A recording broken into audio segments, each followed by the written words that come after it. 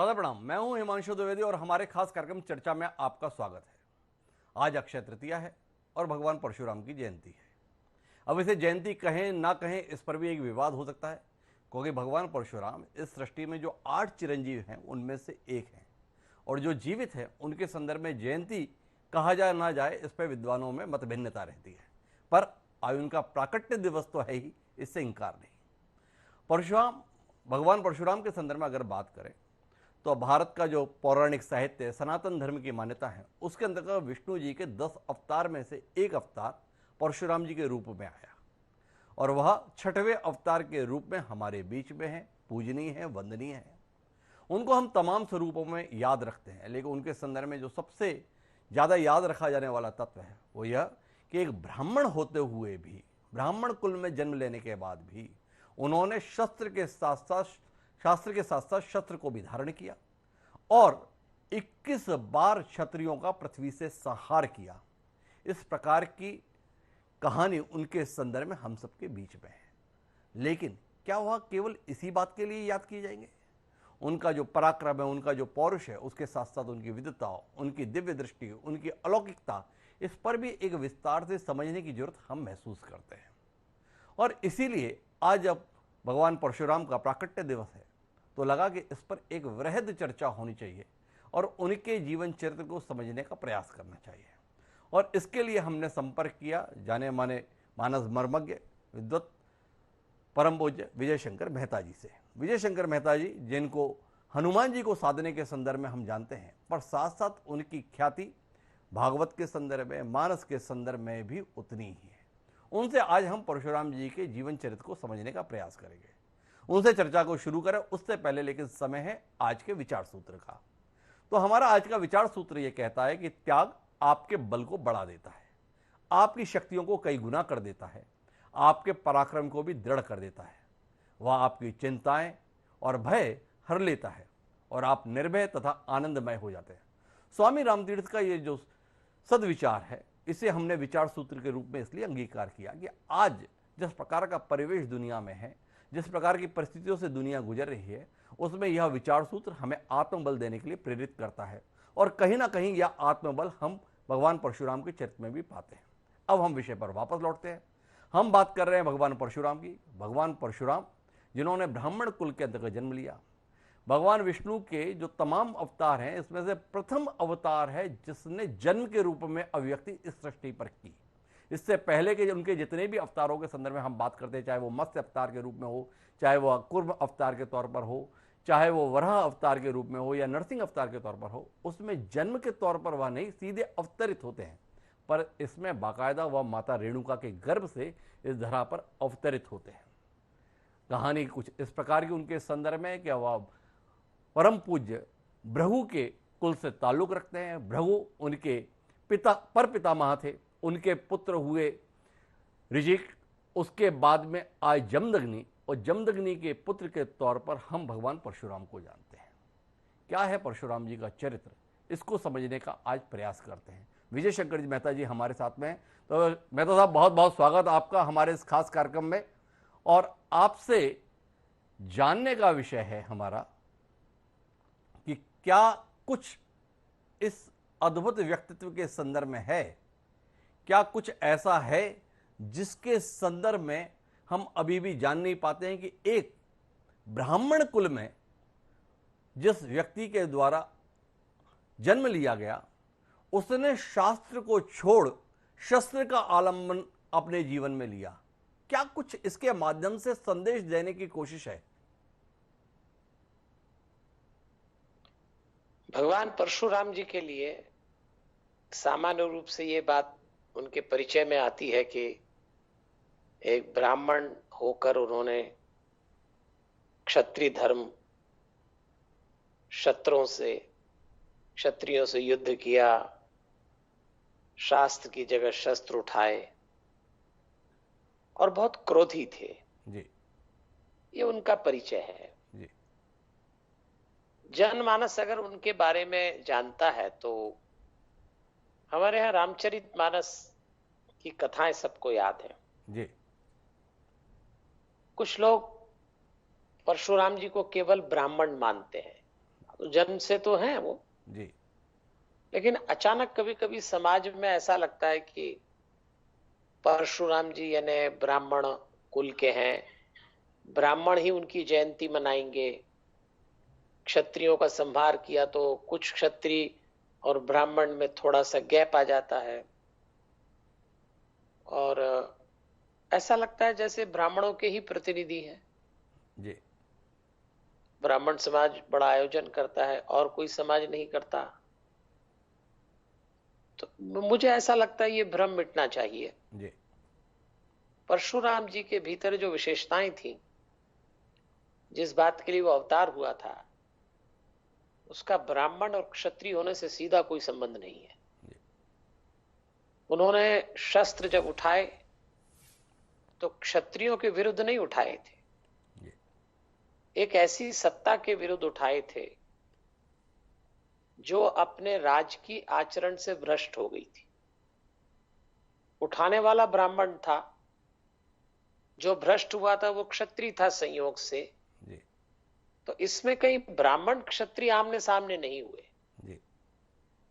ये जाति का युद्ध बनाया उस क्षत्रिय ने जिसका नाम था शस्त्रार्जुन, कार्तवीर्य। जी। उसने इसको शेप दिया। तो मेरा ऐसा आग्रह है कि दो भूलें हम लोग आजकल भारतीय जनमानस में हो जाती हैं।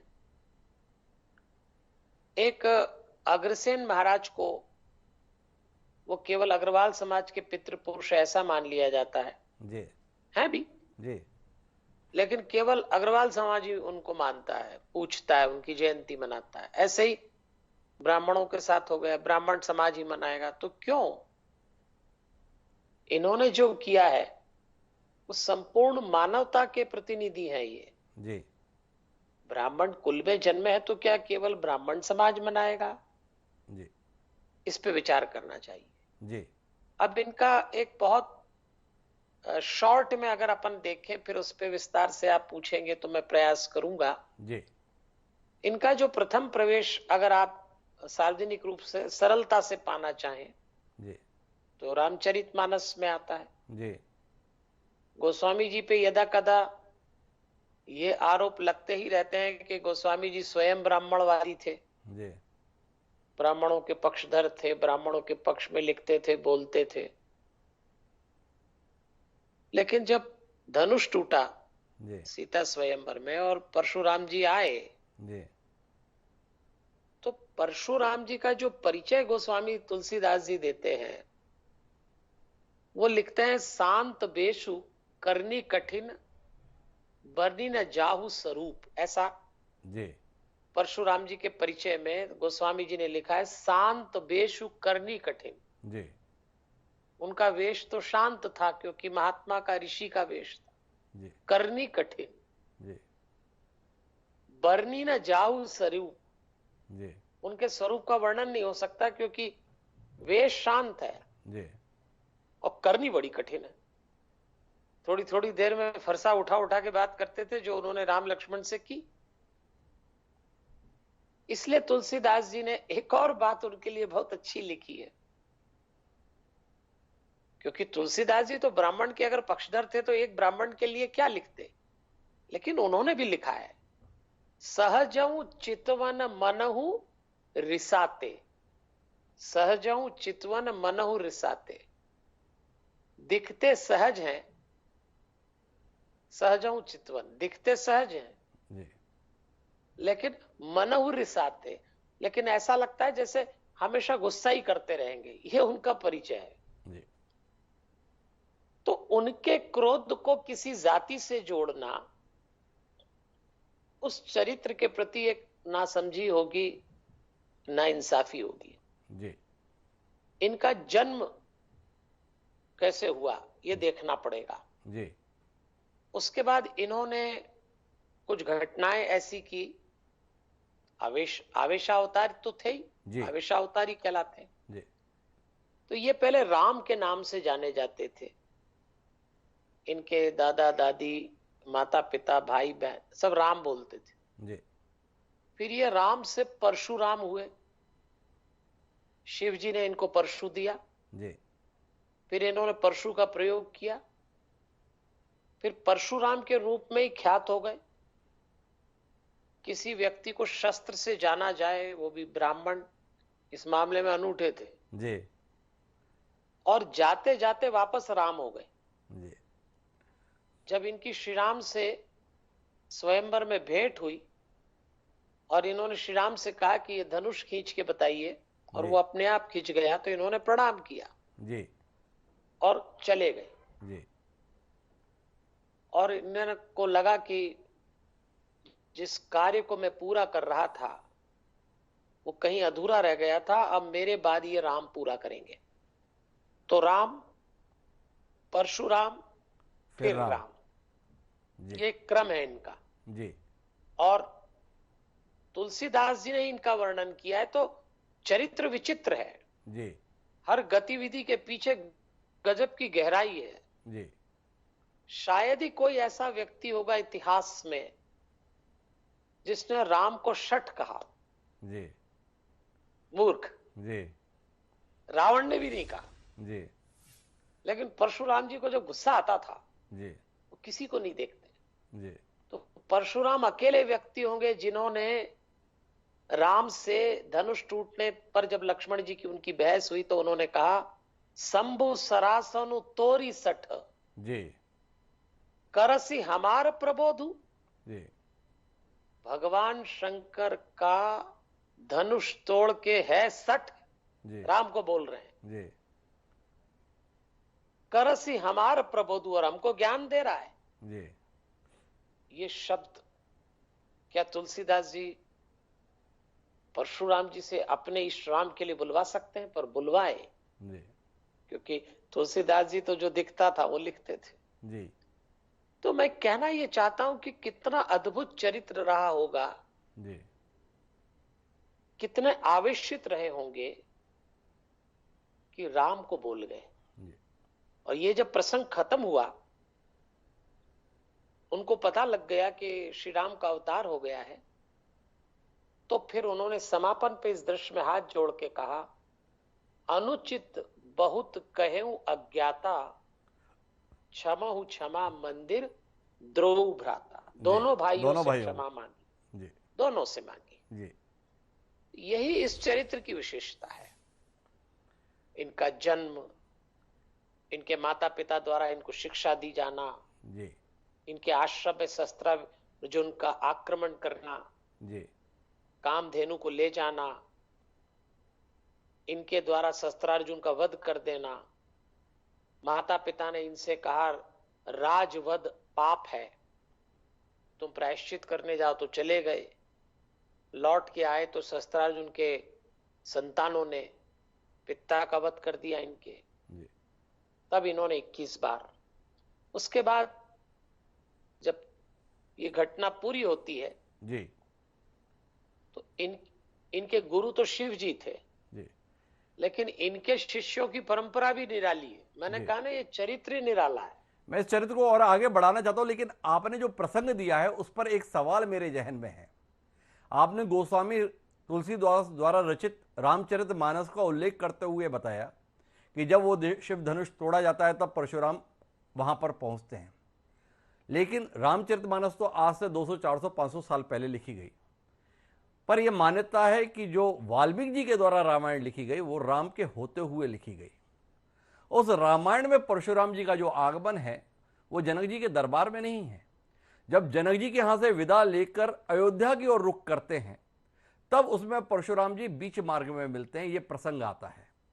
और उसमें जो परस्पर संवाद है वो राम और परशुराम के बीच है, जिन्हें आप राम और राम के बीच भी कह सकते हैं। उसमें लक्ष्मण बीच में नहीं आते हैं।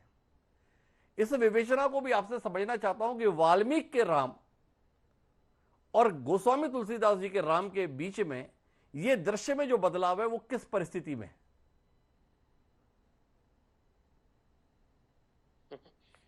देखिए, गोस्वामी तुलसीदास जी ने जब रामचरितमानस लिखा, एक लेखक कोई साहित्य अपने जिस मनोभूमि पे, मनोभाव पे वो होता है उसमें लिखता है। ऐसा हमारे शास्त्रों में कई बार हुआ है कि लेखक एक ही, पात्र एक, घटनाक्रम एक, प्रस्तुति अलग हो गई। जी तो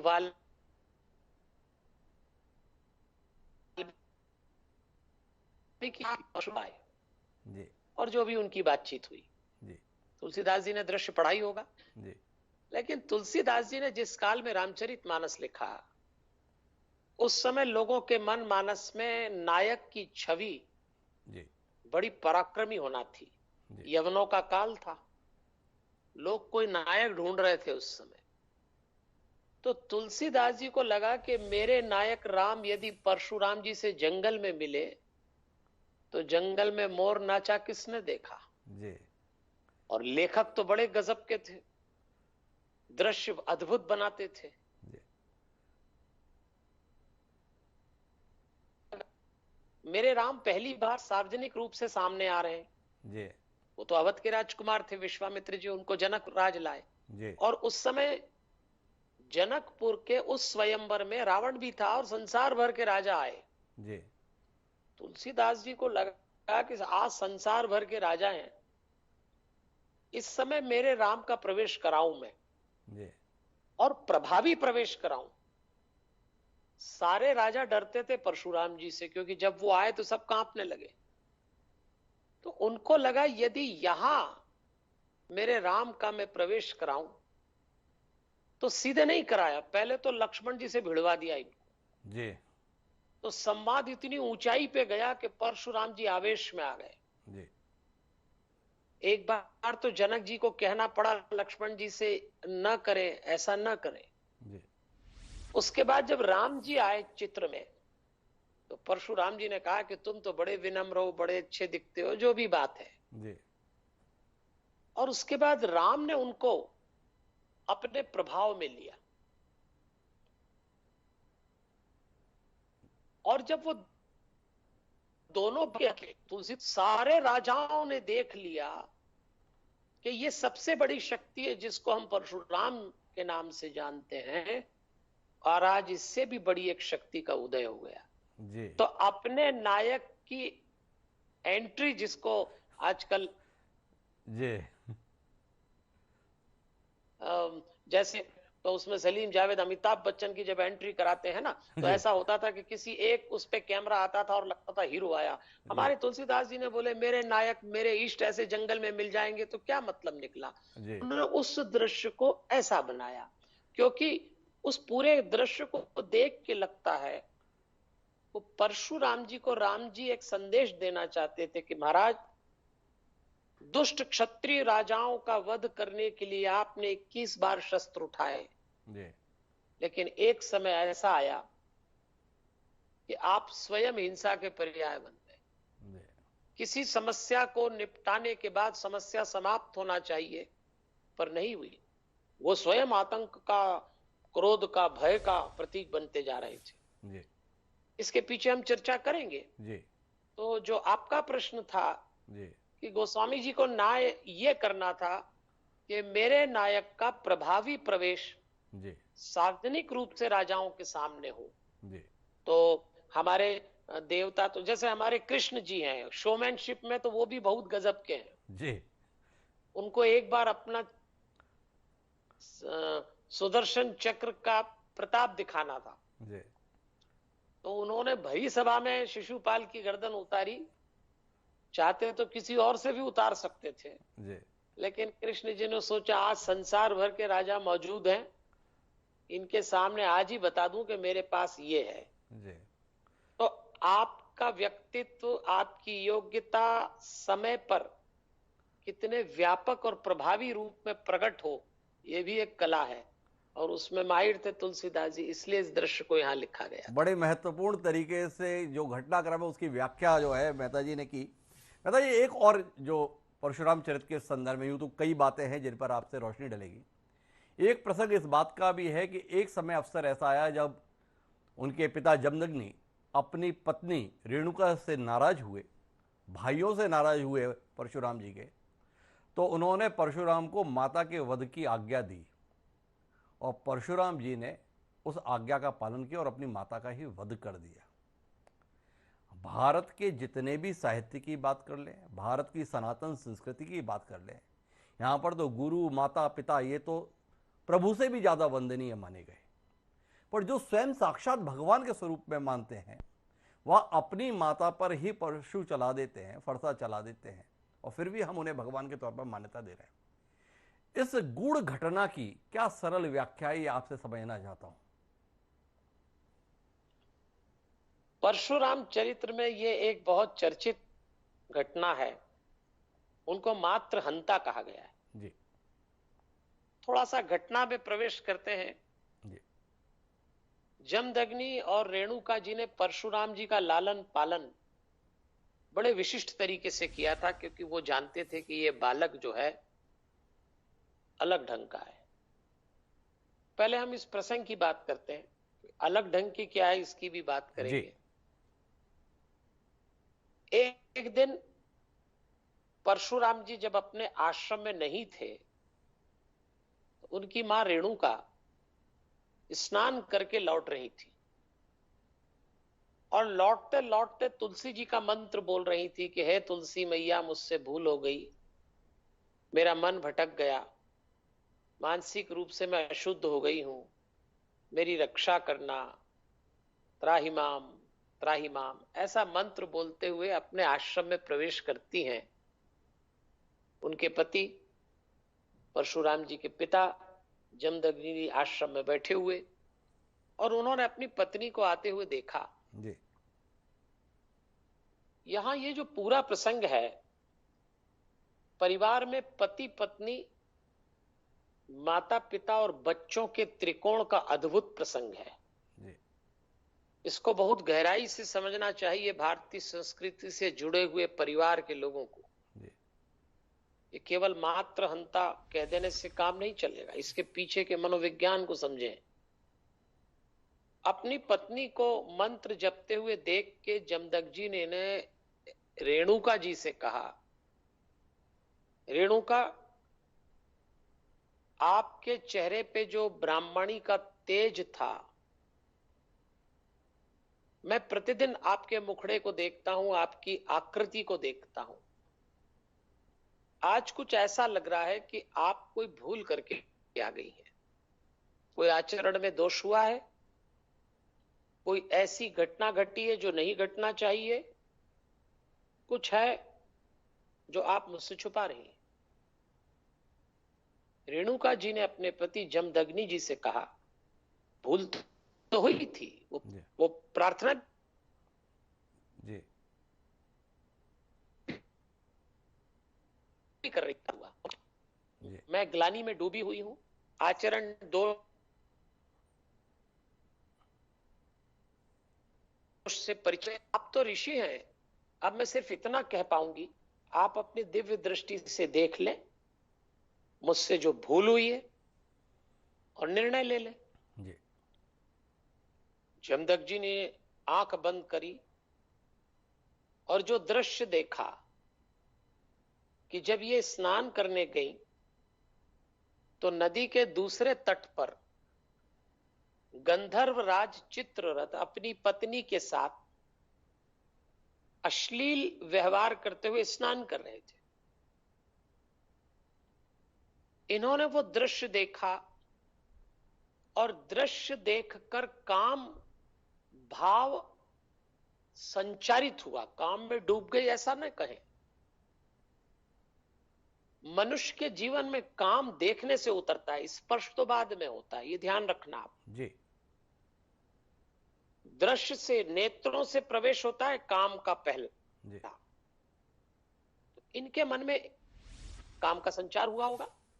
मनोवैज्ञानिक घटना इस दृश्य से, इस दृष्टि से लीजिएगा। जी और पर पुरुष में अपने पुरुष को तो ना देख पाई, लेकिन पर पुरुष में ही वो काम संचार जाने लगा और ये रुकी जी और लौटी, और वो चिंतन चलता रहा, क्योंकि चरित्रवान थी, विदुषी थी, ब्रह्माणी थी, ऋषि पत्नी थी। जी तुरंत बोध हो गया कि मेरे मन में ये कैसे संभव हो गया, कौन सा ऐसा संस्कार मेरा जाग उठा कि एक दृश्य देख के मैं भटकाव की स्थिति में आ गई। बस ये दृश्य देखा जमदग्नि ने तो उन्होंने कहा, देवी आपने ये क्या किया? जी आप काम संचार से संचालित होके पर पुरुष का चिंतन कर रही हैं, आप बताइए आपके और मेरे पति पत्नी के संबंध कैसे रह सकते हैं? जी, ये तो अपराध हो गया। जी, रेणुका जी ने अपने पति जमदग्नि से कहा, अपराध तो हो गया महाराज, दंड आपको देना है, निर्णय ले लीजिए। पति पत्नी में अपराध पुरुष करे या स्त्री करे, दंड की व्यवस्था तो पुरुष के हाथों में थी तब भी और अब अब भी। भी। आप स्वतंत्र हैं, आप मुझे जो दंड देना चाहेंगे मैं लूंगा। जमदग्नि कहते हैं कि हम ऋषि परंपरा से हैं, हम ब्राह्मण हैं, हम बाहर के दिख रहे आचरण से चरित्र नहीं बचा सकते, हमें अपने चिंतन के स्तर पे चरित्र बचाना पड़ता है। इस बात के लिए हम महान हैं या जो भी हैं, जी, तो आपको दंड तो मिलेगा, लेकिन दंड मैं नहीं दूंगा, दंड आपकी संतानें देंगी। जी, और उन्होंने अपने 4 पुत्रों को बुलाया, वसुमान, वसुषेण, वसु और विश्ववसु। जी, ये 4 पुत्र थे, 5वें परशुराम बाहर थे। जी, और उन्होंने चारों पुत्रों को आदेश दिया कि ये जानने का प्रयास मत करना कि तुम्हारी मां ने अपराध क्या किया है। जी, अपराध पे तुम्हारी दृष्टि न जाए, दृष्टि आदेश पे जाए। और मेरा आदेश ये है कि आपकी मां से एक ऐसा अपराध हुआ है जिसके दंड में, जिसके निर्णय में इनको जीवन से मुक्ति पाना पड़ेगी, और ये स्वयं भी जीवित नहीं रहना चाहिए। जी, पुत्रों ने मना कर दिया कि पिताजी हमारे लिए संभव नहीं है। बस जमदग्नि ने कहा कि तुम लोग जड़वत हो जाओ, जी, पशु की तरह हो जाओ, कीड़ों की तरह हो जाओ। और एक तरह से उनकी मृत्यु हो गई, वो जड़वत हो गए। जी, उसी समय परशुराम जी का प्रवेश हुआ। उन्होंने अपने दृश्य को देखा, भाई जड़वत हैं, मां नीचे गर्दन करके बैठी हुई रो रही हैं, पिता आवेश में दिखते हैं। आप बुरा मत मानिए, ये कहानी कई घरों की है। उन घरों की, परिवारों की कल्पना करिए जहां बच्चों को माता पिता के चरित्र की जानकारी हो जाए। कोई किसी से कहता नहीं है, पर आज चूंकि आज के जीवन में चरित्र की कोई प्रधानता नहीं है, आज शरीर भोग का विषय है, चरित्र तो कोई जोड़ता ही नहीं शरीर से। ये कथा आपको जो समझाने की प्रयास कर रही है, ये जो प्रसंग है जी, कि पति पत्नी के बीच में चारित्रिक दोष आ जाए, ये बहुत बड़ा अपराध है। ये रिश्ता संस्कार माना गया है, इसलिए अति पे जा रहा है वो दृश्य। जी, उसकी अति इसलिए समझिए कि आगे तक एक गहन संदेश देना है। जी, तो बस परशुराम जी ने जब पूछा तो पिता ने कहा, परशुराम तेरे भाइयों को मैंने एक आज्ञा दी, उन्होंने आज्ञा का पालन नहीं किया, ठीक वही आज्ञा अब मैं तुझे देता हूं। तेरी मां से एक अपराध हुआ है, ऋषि अपराध है, रिश्तों का अपराध है, और सबसे बड़ी बात, विश्वास खंडित हो गया है। मैं इसके दंड में इनको जीवन मुक्ति देना चाहता हूं, और तेरे माध्यम से तू आदेश का पालन करेगा। एक क्षण के लिए परशुराम कांप गए। मुझे उस मां का वध करना है, वो भी पिता की आज्ञा से। अपराध का स्पष्टीकरण नहीं हुआ, लेकिन उनको लग रहा था कुछ बात गंभीर हो गई। तो परशुराम जी ने सोचा, मुझे क्या करना चाहिए। मां कोई आज्ञा नहीं देती, नीचे गर्दन करके बैठी हैं, पिता की आज्ञा चल रही है। इसका मतलब कोई ऐसी घटना घटी है जिसमें दोनों अज्ञात रूप से सहमत हैं, और शायद संसार को कोई बहुत बड़ा संदेश देने वाले हैं। परशुराम जी ने कहा, मेरे पिता कभी ऐसी आज्ञा नहीं देते, जरूर इसके पीछे कोई लीला चल रही है। जी, तो उन्होंने अपने फरसे को उठाया और उससे कहा, तू मेरा जीवन है, लेकिन आज जैसे मेरे पिता ने आज्ञा दी ऐसी मैं तुझे देता हूं। मेरी शक्ति तो नहीं हो रही कि मैं मां का वध कर सकूं, पर तेरी शक्ति जाग जाए, और मैं पिता की लीला देखना चाहूंगा क्या होता है मेरे साथ, और आंख बंद करके प्रहार किया, मां का वध हो गया। जैसे ही मां का वध हुआ, अपने परशु को नीचे रख के उसी का हाथ जोड़ के परशुराम जी सारे ब्रह्मांड से बात करते हैं, परम शक्ति से। ऐसा अपराध मुझसे किस लीला के तहत किया, अब आप निर्णय करिए। जिस मां की डांट पड़ने पर मैं उनके पैरों से लिपट जाता था, रेणुका ने बड़े अद्भुत तरीके से राम को पाला था। तो परशुराम कहते हैं, मुझे लीला समझ नहीं आती, पर पिता की आज्ञा पे टिका हूं। और उस क्षण जब ये घटना घट गई, जमदग्नि ने अपने पुत्र के कंधे पे हाथ रख के कहा, राम, तुमने परशुराम बन के जो मेरी आज्ञा का पालन किया है, संभवतः तो इतिहास में ऐसा नहीं हो पाएगा। मैं मां का वध नहीं कराना चाहता था, अपनी पत्नी को तुम्हारे हाथों प्राण नहीं लेना चाहता था, लेकिन कुछ और संदेश है। विश्वास खंडित हो जाए तो दंड भी बड़ा होना चाहिए। मैं बहुत बड़ा संदेश देना चाहता था, लेकिन आज मैं तुम्हारी भूमिका से प्रसन्न हूं। बोल परशुराम, तू क्या मांगता है? अपने पिता से 6 बातें मांग ली परशुराम ने। पहली बात मांगी, मेरी मां जीवित हो जाए, हो गई। दूसरी बात मांगी, इस घटना का स्मरण न मेरी मां को रहे न मेरे भाइयों को रहे, वो भी दे दिया वरदान। तीसरी बात मांगी, मेरी मां से जो मानसिक पाप हुआ है उसका क्षय हो जाए, वो भी हो गया। चौथी बात मांगी, मेरे भाई जीवित हो जाएं, वो भी हो गए। पिताजी से कहा, बहुत प्रसन्न है तो मुझे एक वरदान दीजिए कि जिस भी युद्ध में मैं अगर शस्त्र उठा लूं तो विजय मेरी हो, पराजय कभी ना हो, वो भी दे दिया। और छठवां वरदान उन्होंने मांगा कि मृत्यु मेरे निर्णय, मेरे निर्देश और मेरी स्वीकृति की प्रतीक्षा करेगी। मैं तब तक न मरूं जब तक मैं न चाहूं। ये भी मिल गया।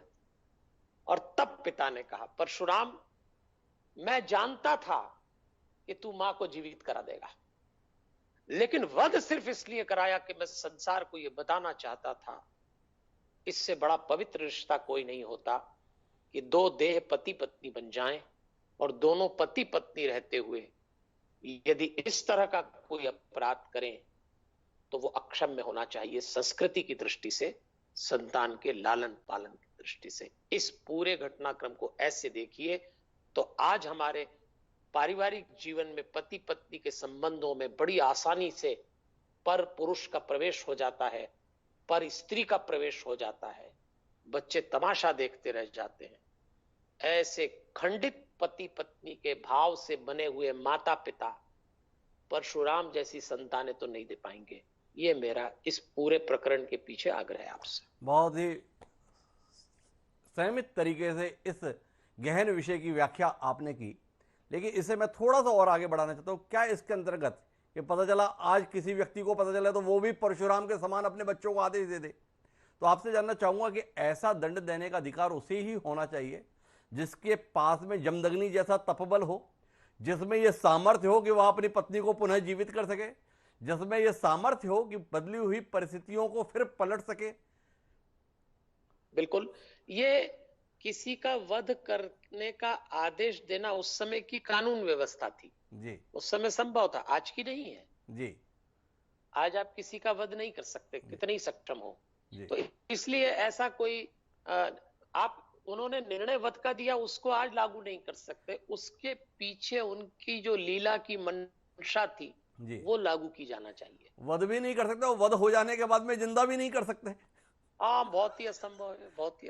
हाँ, रिश्तों का वध होता है जी, और रिश्ते, तलाक क्यों होता है बताइए आप? जी, तलाक 100 मुकदमे अगर आप तलाक के उठाएं जी, तो उसमें से 80 मुकदमे पति पत्नी के एक दूसरे के प्रति चरित्र को लेके संदेह के, उससे उपजे हुए तनाव है। जी।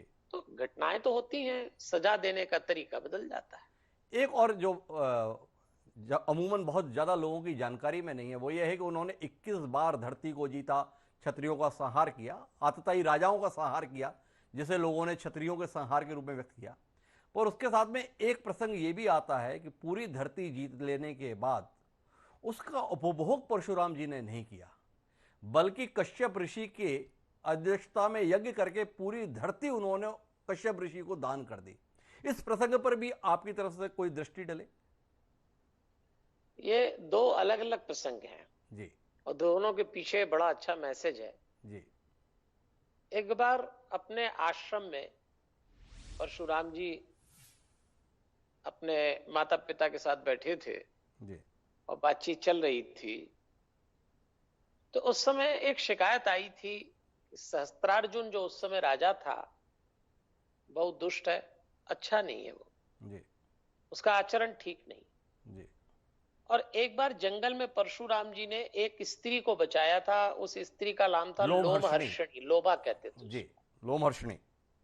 लोमहर्षणी नाम था। जी राजा की बहन थी, सुदास नाम के एक राजा राजा थे, की। उनकी बहन थी। जी और लोमा को आकर्षण हो गया था परशुराम जी के प्रति। जी उसने प्रस्ताव भी दिया था आप विवाह कर ले, पर परशुराम जी ने कहा था कि मेरे उद्देश्य कुछ दूसरे हैं। जी उस कन्या को बचा के वो अपने माता पिता के आश्रम में लाए।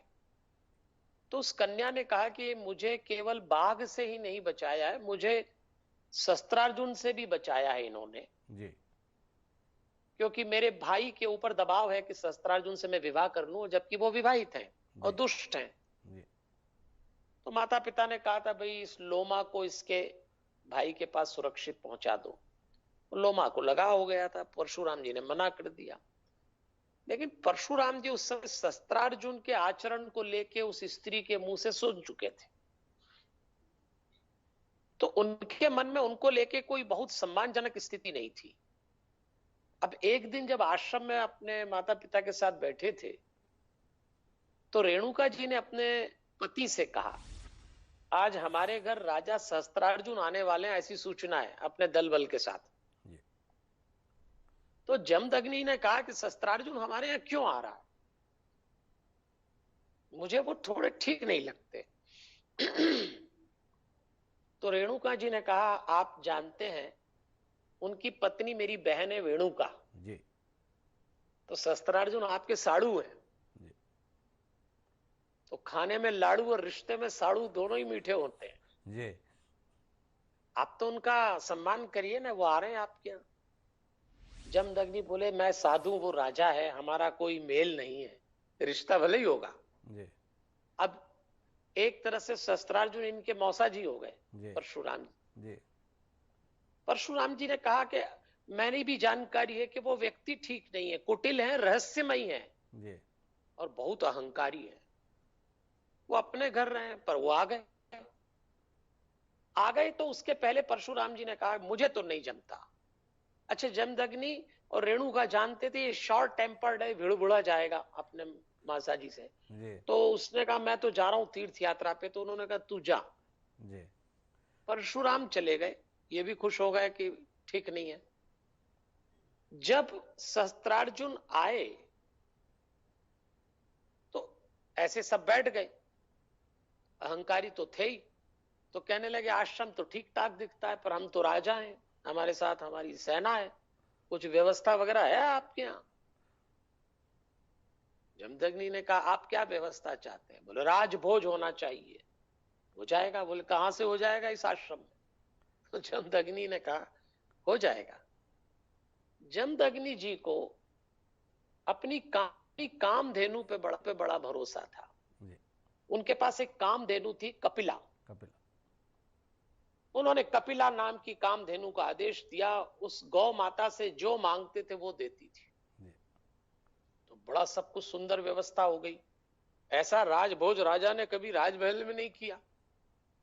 शस्त्रार्जुन को लगा कि क्या है इस ऋषि के पास, केवल तप से नहीं हो सकता। पता लगा कपिला है। तो उन्होंने कहा ये गौ मुझे दान कर दो। उन्होंने कहा हमें लोग दान करते हैं, आप राजा हैं, आप क्यों लेना चाहते हैं? तब उन्होंने कहा अभी तो मैं निवेदन कर रहा हूं, पर याद रखना राजा के निवेदन में आदेश ही होता है। तो ये मेरा आदेश है, नहीं दोगे मैं ले जाऊंगा। और बलात् वो लेकर चले गए। जमदग्नि रेणुका देखते रहे। सहस्त्रार्जुन आश्रम में भी थोड़ी उजाड़ करके उस गाय को लेके चले गए। पति पत्नी चुप हो गए। जब परशुराम जी लौट के आए तो इनको पता लगा गौ से बड़ा प्रेम था। इन्होंने कहा, मैंने आपसे पहले कहा था मैं यहां रुक जाता, वो व्यक्ति ठीक नहीं है, अब मैं लेके आता हूं। माता पिता को लगा, देखो बेटा, युद्ध नहीं करना, युद्ध जीवन का अंतिम विकल्प होना चाहिए। तुम ब्राह्मण हो, 2 मंत्र बोलोगे, तुम्हारी वाणी में तेज और प्रभाव आ जाएगा और तुम शस्त्रार्जुन से मांग लोगे और शस्त्रार्जुन तुमको गौ दे देंगे। अपन क्यों झंझट में पड़े, तुम लेके आ जाओ। तो परशुराम जी गए, शस्त्रार्जुन से उन्होंने कहा, लेकिन शस्त्रार्जुन तो युद्ध की मुद्रा में था, तो उसने तो कह दिया जो होगा युद्ध से होगा। परशुराम जी ने कहा, आप ये ना समझें कि आप राजा हैं, क्षत्रिय हैं। अनुचित जब होता है, अत्याचार जब होता है, तो शस्त्र ये नहीं देखता कि वो ब्राह्मण के हाथ में कि क्षत्रिय के हाथ में, फिर शस्त्र की भूमिका आरंभ होती है। तो आज मेरा शस्त्र प्रहार करेगा। युद्ध हुआ और उन्होंने शस्त्रार्जुन का वध कर दिया, मर गया शस्त्रार्जुन जी। और उसको मार के जब लौटे कामधेनु लेकर, तो माता पिता बड़े प्रसन्न हुए और उन्होंने कहा, बेटा हम जानते थे तू कामधेनु ले आएगा, हम ये भी जानते थे कि तूने ब्राह्मण तेज प्रकट किया होगा और उसके प्रभाव में शस्त्रार्जुन ने तुझे गाय दे दी होगी। अब देखिए माता पिता कितने सरल थे जी। लेकिन परशुराम जी ने कहा, कुछ दुष्टों के लिए तप का तेज नहीं शस्त्र का तेज काम आता है, मैं उसका वध करके आ गया। इन दोनों ने कहा, ये क्या किया बेटा, हमारे रिश्तेदार मारे गए, ये बात नहीं है। जमदग्नि किस स्तर के व्यक्ति थे, उन्होंने अपने पुत्र से कहा, अनुचित तो अनुचित है। एक पाप उसने किया कि वो गाय लेके चला गया, एक पाप तुमने किया कि तुमने राजा का वध कर दिया, तो तुझे ब्रह्म हत्या जैसा पाप लगा है, तू इसका प्रायश्चित कर और जा तीर्थ पे जा। माता पिता की आज्ञा मानने वाले परशुराम जी ने एक बात बोली और तब तीर्थ पे गए कि मुझे ब्रह्म हत्या के पाप के निराकरण की कोई फिक्र नहीं है। उस व्यक्ति की हत्या करने के बाद मेरे मन में कोई ग्लानि नहीं है, मैं तीर्थ जा रहा हूं माता पिता की आज्ञा मानकर। और वो चले गए। और जब वो तीर्थ चले गए तो शस्त्रार्जुन का जो बेटा था उसने विचार किया कि मैं आक्रमण करूं, बदला लूं। जयध्वज नाम था उसका जी। तो जयध्वज ने अपनी सेना के साथ आक्रमण कर दिया। और जब परशुराम जी लौट के आए तो आश्रम का दृश्य देखा, मां रोती थी।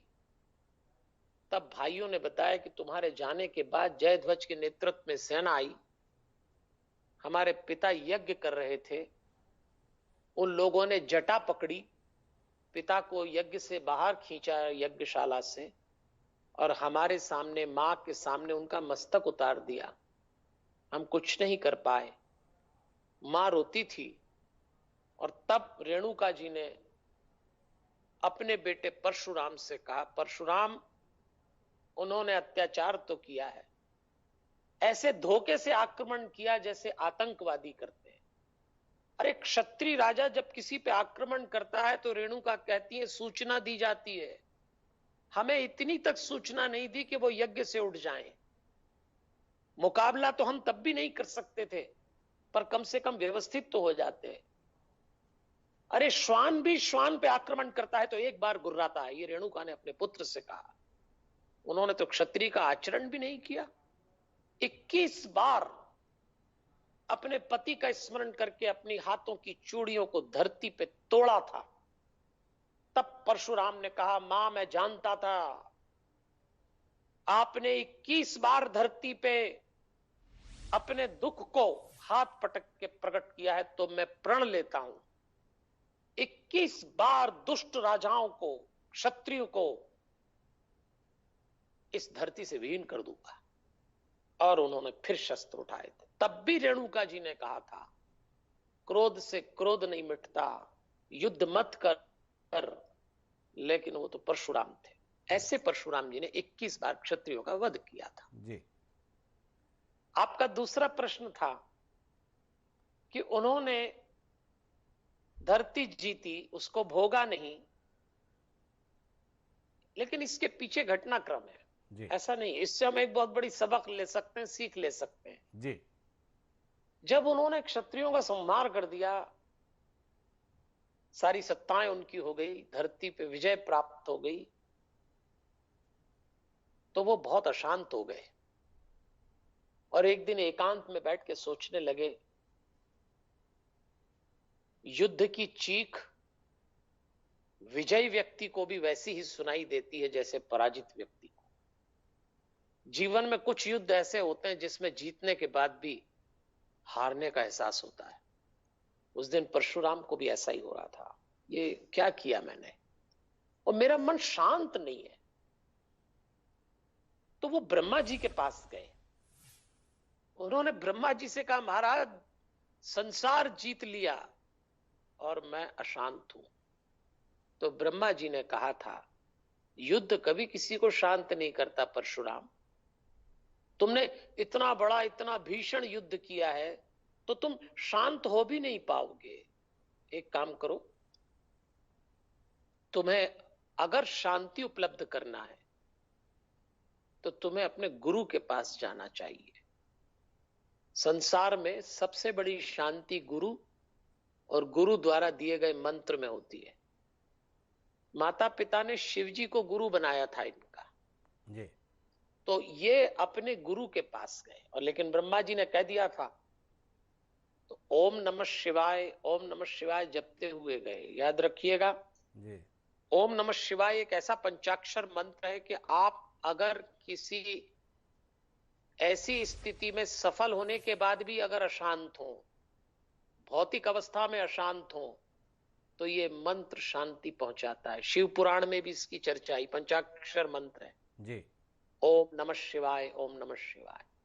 तब शिव जी के पास गए, अपने गुरु के पास शांत होने के लिए। अब मैं यहाँ इस प्रसंग को आगे ले चलूं, उसके पहले आपसे ये निवेदन करना चाहूंगा, जो लोग सुन रहे हैं, जी। इतनी बड़ी सफलता प्राप्त करने के बाद परशुराम जी अशांत हो गए। ध्यान दीजिएगा, जी। इतनी बड़ी सफलता करने के बाद। इसलिए यह मत सोचिएगा कि सफलता शांति भी ले आएगी। फिर शांति कहां मिलती है? गुरु के चरण में, और गुरु से भी नहीं, गुरु मंत्र से। जी। और गुरु थे शिव, तो पहुंच गए। इसलिए इस बात पर जरूर विचार करिएगा कि आप जीवन में कोई काम करें, विजयी हो जाएं, बहुत सफलता मिल जाए, पर फार्मूला, मापदंड शांति होना चाहिए। जी। जिस कार्य को करने के बाद यदि आप अशांत हैं तो सफलता भी अधूरी है, और यदि असफल होने के बाद भी शांत हैं तो कई सफलताएं चरणों में लोट लगा रही है। इसलिए शांति फार्मूला है, वो आज परशुराम जी के साथ भी हो गया। और फिर गए थे अपने गुरु शंकर जी के पास शांति प्राप्त करने। पर परमात्मा भी कभी कभी किसी के जीवन में उपद्रव लिख ही देता है, तो वहां भी शांति नहीं हुई। जी। एक झंझट हो गई, बहुत प्यारी झंझट हो गई। गणेश तो जी के कोई साथ। प्रश्न हो तो पूछ लीजिए। हाँ, गणेश जी से पंगा हो गया। अब बताओ आप। जी। तो किसी किसी के जीवन में मतलब हो ही जाती उलझन, जी। और हो गई थी उलझन। जी। खैर, ये एक बिल्कुल अलग प्रसंग है कि वो जी। गणेश जी से टकरा गए। पर जो मैं कहना चाहता हूं जी। कि देखिए, हमारे, आपका प्रश्न अभी भी वही है। जी। तो उन्होंने शिव जी से, शिव जी मिल गए, सब हो गया बराबर। शिव जी ने भी कहा, देखो बेटा परशुराम, तुमने काम तो बहुत बड़ा कर लिया, जी। अब तू शांति प्राप्त करना चाहता है। एक गुरु शिष्य को क्या बोल रहा है वो सुनिए। जी। तो गुरु के रूप में शंकर जी ने शिष्य परशुराम से कहा, तुम्हें अश्वमेध यज्ञ करना चाहिए। जी। अश्वमेध यज्ञ करो, कश्यप ऋषि को पुरोहित बनाओ, जी। और उस यज्ञ के द्वारा तुम्हें शांति प्राप्त होगी और शुद्धि हो जाएगी जो तुमने ये लूटमार मचाई है। जी। और लूटमार से मतलब उन्होंने किसी की संपत्ति नहीं लूटी, दंड दिया था, जी। लेकिन तुम्हें शांति मिलेगी। तो उन्होंने अश्वमेध यज्ञ किया। और जब सब जगह के वो राजा बन गए थे, मतलब राजा से मतलब राज तिलक नहीं हुआ, पर उन्हीं का प्रताप था, जी तब पुरोहित कश्यप जी ने उनसे कहा कि सत्ता का स्वाद अच्छे अच्छे तपस्वियों को भ्रमित कर देता है, भटका देता है। आपने ये जो कुछ जीता है, यदि आप इस पे राज करेंगे परशुराम जी, तो हो सकता है आप मुसीबत में आ जाएं, आपके उद्देश्य कुछ दूसरे हैं। परशुराम जी ने कहा फिर क्या करूं इस सब का? बोले ये तो दे दो ब्राह्मणों को दान में, और आप चले जाइए महेंद्र पर्वत पे, जी आपका उद्देश्य पूरा हो चुका है। जी ऐसे उन्होंने ब्राह्मणों को दान दी और फिर चले गए वो महेंद्र पर्वत। जी तो इस सब के पीछे की कहानी यह है कि विचलन तो हो जाता है, अशांति आ जाती है, गुरु का जीवन में होना बहुत जरूरी हो जाता है। गुरु इनके शिष्य भी एक से एक थे परशुराम जी के। जी चलिए, शिष्य भी एक से प्रश्न एक थे। द्रोण थे, भीष्म थे, कर्ण थे, तमाम बड़े बड़े नाम उसके अंतर्गत थे। चर्चा बहुत व्यापक है क्योंकि चरित्र बहुत व्यापक है, इसको 1 घंटे की चर्चा में समेटा नहीं जा सकता। मुझे मेहता जी पहले ही आदेशित कर चुके थे कि मेरे पास 40 मिनट का समय रहेगा, मैं उनके 51 मिनट ले चुका हूं। लेकिन ईश्वर ने चाहा तो इस चर्चा को अगली अक्षय तृतीया पर भी हम जरूर जारी रखेंगे। अक्षय तृतीया को सृष्टि के आरंभ के तौर पर माना जाता है। यह माना जाता है कि सतयुग की शुरुआत अक्षय तृतीया के दिन ही हुई थी, और एक खास जो पुराणों में वर्णित है वो इस रूप में भी है कि ये सतयुग और त्रेता युग के संधि काल में भगवान परशुराम आज ही के दिन अवतरित हुए थे। ऐसा अलौकिक दिवस है। वैशाख मास की शुक्ल पक्ष की आज तृतीया है। मैं सभी दर्शकों की ओर से पंडित जी आपका आभार ज्ञापित करता हूं कि ऐसे एक पावन छोटी दिवस सी पर। बात, जी हिमांशु जी, एक छोटी सी बात कह के मैं यहाँ से आपसे आज्ञा लूंगा। जी आज के माहौल में जब हम सब कोरोना से पीड़ित होके लॉकडाउन में हैं, जी एक छोटी सी घटना बता के पूरा जी करूंगा जी जी कि विपरीत में कैसे हम सहयोग निकाल सकते हैं। दुर्भाग्य में से सौभाग्य ढूंढना हम भारतीयों की तासीर है बड़ी प्यारी। जी परशुराम जी ने जब 21 बार क्षत्रियों का संहार किया, तो उसके रक्त के कुंड, जी 5 कुंड बनाए उन्होंने, कुरुक्षेत्र में। और कुरुक्षेत्र में बना दिए 5 जी कुंड, जी और उसमें वो रक्त भर दिया। अब जब कृष्ण भगवान को महाभारत के लिए स्थान ढूंढना था, जी तो कृष्ण भगवान ने उसी कुरुक्षेत्र का चयन किया कि ये धरती ठीक है, जी एक बार यहाँ रक्त भरा गया है और दूसरी बार रक्त यहाँ बहाया जाएगा। जी लेकिन इन दोनों विपरीत स्थितियों में उसी कुरुक्षेत्र में दुनिया की सबसे सौजन्यपूर्ण, ज्ञानपूर्ण, दिशा देने वाली घटना घटी, और गीता वो के रूप थी में गीता गीता का का संदेश। ज्ञान।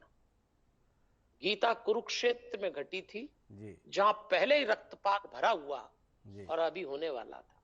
जी इतनी विपरीत, आज ठीक कोरोना जैसी स्थिति है, जी पूरे विश्व में कोरोना ने कुरुक्षेत्र जैसी स्थिति बना दी है। 5 कुंड तैयार हो गए रक्त के, जी और 18 अक्षौणी सेना का रक्त बहने को तैयार हो। जी ऐसी त्राही त्राही के बीच में कृष्ण अर्जुन को गीता का ज्ञान दे दें। आज अक्षय तृतीया पे परशुराम जी के प्रसंग में हम एक शिक्षा लें। जी आज हमारे आसपास के जीवन में कितनी अशांति, विपरीत, बीमारी की महामारी का प्रकोप हो, गीता का ज्ञान अभी भी पैदा किया जा सकता है। गीता का ज्ञान मतलब स्पष्टता, गीता का ज्ञान मतलब आपके पास एक आत्मविश्वास हो कि हम इससे लड़ लेंगे। मैं तो उज्जैन में शांतम से बोल रहा हूँ। जी प्रतिदिन यहाँ मैंने पहले भागवत कथा सुनाई, फिर राम कथा सुनाई, कल ही समाप्त हुई। आप अगर अनुमति दें तो एक छोटा सा निवेदन कर जरूर। रहा हूँ। कल मेरी राम कथा का समापन हुआ शाम को, जी तो आज बहुत सारे लोगों ने कहा सूना लग रहा है, तो हमने मन किया कि चलो एक काम करते हैं, बाबा महाकाल की नगरी उज्जैन में है, तो 1-2 दिन बाद यदि लोग तैयार होंगे तो शिव पुराण की कथा कर देंगे। उन्हीं शिव की जो परशुराम जी के गुरु थे, जी उन्हीं शिव की जिनकी नगरी में हम बैठे हैं, जी और शिव कल्याण के देवता हैं। और आज कोरोना रूपी अंधेरे को समाप्त करने के लिए करुणा का प्रकाश चाहिए, अपने लिए, दूसरों के लिए। तो हम शिव पुराण का संकल्प लेने का प्रयास कर रहे हैं। आप भी सद्भाव करिएगा। जी आपके माध्यम से जो लोग सुन रहे हैं जी उनका मन बने तो शिव पुराण की भी योजना बने। हिमांशु जी, मैं आपके टीवी चैनल निजी रूप से आपका बड़ा आभार व्यक्त करता हूँ। जी सुंदर विषय, सुंदर ढंग से आप प्रश्न करते हैं जी और एक बहुत अच्छी बात लोगों तक पहुंचाते हैं। तो जी चलिए परशुराम जी से सीखिए, जी विपरीत जीवन में आए तो भी सफलता अर्जित करना है और गुरु की कृपा बनाए रख के, माता पिता की आज्ञा का पालन करके एक श्रेष्ठ आचरण रखना है। वो श्रेष्ठ आचरण सिखाने वाले देवता को बहुत बहुत प्रणाम। ये आपका बहुत बहुत अभिनंदन पंडित जी कि आपने ऐसे पावन दिवस पर हमारे दर्शकों के लिए समय निकाला, उनकी जिज्ञासाओं का समाधान किया। परशुराम जी के चरित्र के संदर्भ में जैसा कि मैंने कहा कि ये चर्चा अभी पूरी नहीं हुई है, अगली अक्षय तृतीया को ईश्वर ने चाहा तो फिर से पंडित जी हमारे साथ में होंगे। आगे भी जब जब अवसर आते रहेंगे हम उनसे अनुरोध करेंगे कि ऐसे मौक़ों पर वह हमारा ज्ञानार्जन करने के लिए निमित्त बने, ताकि हमारी जो भारतीय संस्कृति के संदर्भ में जिज्ञासाएं हैं उनसे हम अवगत हो पाएं। तो आपका बहुत बहुत धन्यवाद पंडित जी हमारे से जुड़ने के जी मैं जाते जाते एक सूचना दे दूं अगर जी अनुमति जी हो जी तो। जी बिल्कुल। आज आज अक्षय तृतीया है और बहुत सारे लोगों का विवाह प्रस्तावित होता है जो इस कारण से जी नहीं हुआ, पर मैं और मेरी पत्नी श्रीमती आभा मेहता इसमें सौभाग्यशाली हैं कि हम दोनों का विवाह अक्षय तृतीया पर ही हुआ था और इस तिथि में आपने आज ये आयोजन कर लिया। बहुत बहुत धन्यवाद आपको। अद्भुत संयोग है, मेरे पुत्र का जन्म भी आज अक्षय तृतीया को ही हुआ था पंडित जी, ये भी जानकारी आपसे साझा करता हूँ। बहरहाल आपका बहुत बहुत धन्यवाद हमसे जुड़ने के लिए। भगवान परशुराम के प्राकट्य दिवस के अवसर पर यह हमारी बातचीत थी। भगवान परशुराम के संदर्भ में जो कुछ पहले लिखा गया वो तो लिखा ही गया, पर आज़ादी के बाद भी भगवान परशुराम पर राष्ट्रकवि रामधारी सिंह दिनकर के द्वारा पूरी एक कविता लिखी गई। जब भारत चीन युद्ध की स्थितियां थी उस समय पर उन्होंने ये कविता लिखी थी, जिसका जिक्र अभी विजय शंकर मेहता जी कर रहे थे कि इस समय बड़ा अजीब सा माहौल है और ऐसे में हम परशुराम जी के जीवन चरित्र से प्रेरणा लें। वैसे ही कुछ प्रेरणा इस देश के राष्ट्रकवि रामधारी सिंह दिनकर ने भी ली थी और उस दौरान उन्होंने जो कुछ लिखा था उसमें उन्होंने कहा था कि हम मान गए जब क्रांतिकाल होता है, कि हम मान गए जब क्रांतिकाल होता है, सारी लपटों का रंग लाल होता है, जागृत पौरुष प्रज्वलित ज्वाल है, शूरत्व नहीं कोमल कराल है। रामधारी सिंह दिनकर ने परशुराम के शौर्य को इन पंक्तियों के साथ व्यक्त किया था। भगवान परशुराम अभी भी इस धरा पर हैं। ऐसी मान्यता है कि भगवान विष्णु का अंतिम अवतार इस सृष्टि में कल के अवतार के रूप में होना है और उन कल्कि के गुरु के तौर पर भूमिका भगवान परशुराम को ही निभानी है। उन्हें भी प्रतीक्षा है, इस सृष्टि को भी प्रतीक्षा है अगले अवतार की। दीजिए मुझे इजाजत, सादा प्रणाम।